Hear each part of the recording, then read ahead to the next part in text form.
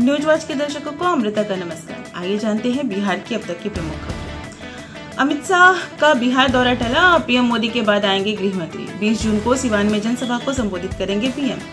बिहार में कोरोना संक्रमण पकड़ रहा रफ्तार, स्वास्थ्य विभाग ने सतर्कता और RT-PCR जांच पर दिया जोर। बिहार एनडीए में सीटों का बंटवारा लगभग फाइनल, तय हुआ सीट वितरण का फॉर्मूला, जल्द हो सकती है आधिकारिक घोषणा। राहुल गांधी के बिहार दौरे पर जुबानी जंग, तेज मांझी ने कसा अपहरण वाला तर्ज। गर्मा गई है राज्य की सियासत। केंद्रीय मंत्री जीतन राम मांझी ने अपने एक्स अकाउंट पर राहुल गांधी के लिए एक स्वागत संदेश पोस्ट कर अतीत की कानून व्यवस्था पर किया कटाक्ष। उन्होंने लिखा, बिहार के सुशासन में राहुल गांधी का स्वागत है। अब बिहार वैसा नहीं रहा जैसा लालू यादव और गांधी परिवार ने 20 साल पहले छोड़ा था। राष्ट्रीय जनता दल के प्रमुख लालू प्रसाद यादव के बड़े बेटे तेज प्रताप यादव एक बार फिर है सुर्खियों में। तेज प्रताप यादव ने सुबह सुबह एक्स पर किए एक के बाद एक कई पोस्ट। परिवार के भीतर के द्वंद्व और राजनीति में विश्वासघात की ओर किया इशारा।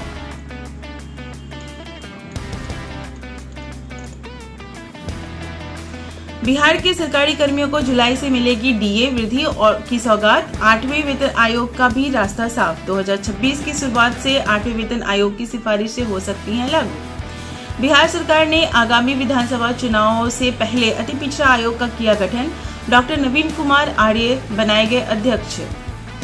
केदारनाथ भंडारी और अमित कुमार नियुक्त हुए सदस्य। मुख्यमंत्री ग्रामीण सेतु योजना के तहत होगा 649 नए पुलों का निर्माण। 2,977 करोड़ 12 लाख रुपए होंगे खर्च। चिराग पासवान की बिहार की राजनीति में लौटने की तैयारी। शाहाबाद क्षेत्र में रविवार को करेंगे बड़ी जनसभा।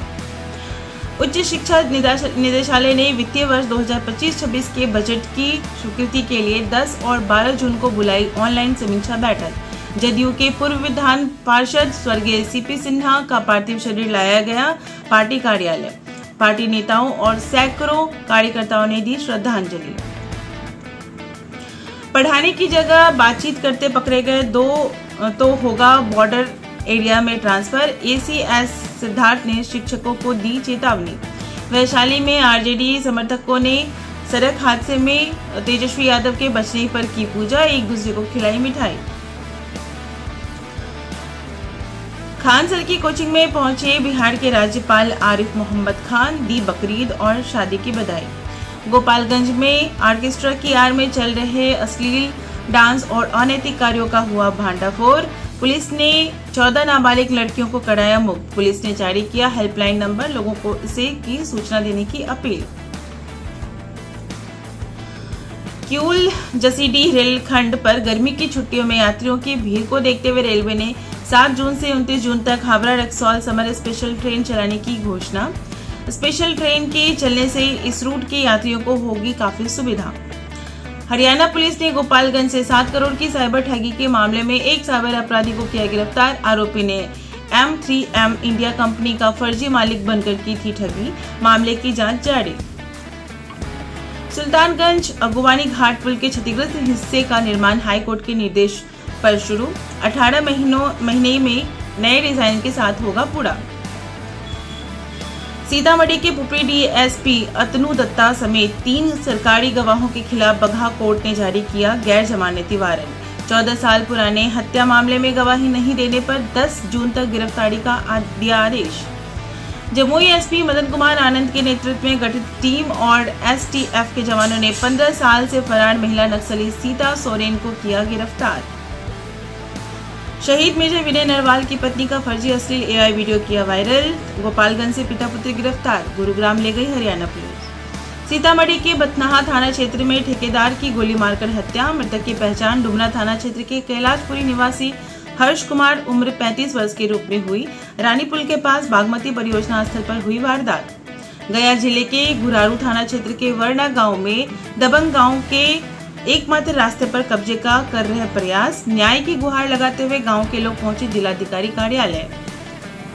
मुजफ्फरपुर में चौंकाने वाली घटना आई सामने। पीपल के पेड़ पर अचानक खिल गया गुलाब जैसा दिखने वाला फूल। ग्रामीण हैरान, चल रही पूजा अर्चना। गया की बेटी की दिल्ली में संदिग्ध स्थिति में मौत। 2 महीने पहले हुई थी शादी, मां का आरोप, दामाद ने दूसरी युवती के चक्कर में ले ली जान। बेगूसराय के इलाको थाना क्षेत्र में युवक को बदमाशों ने खंबे से बांधकर पीटा। वीडियो वायरल होने पर पुलिस ने बचाया, हिरासत में 2 आरोपी। रोहतास जिले में कैमूर पहाड़ी के क्षेत्र में बाघ दिखने का वीडियो निकला गलत।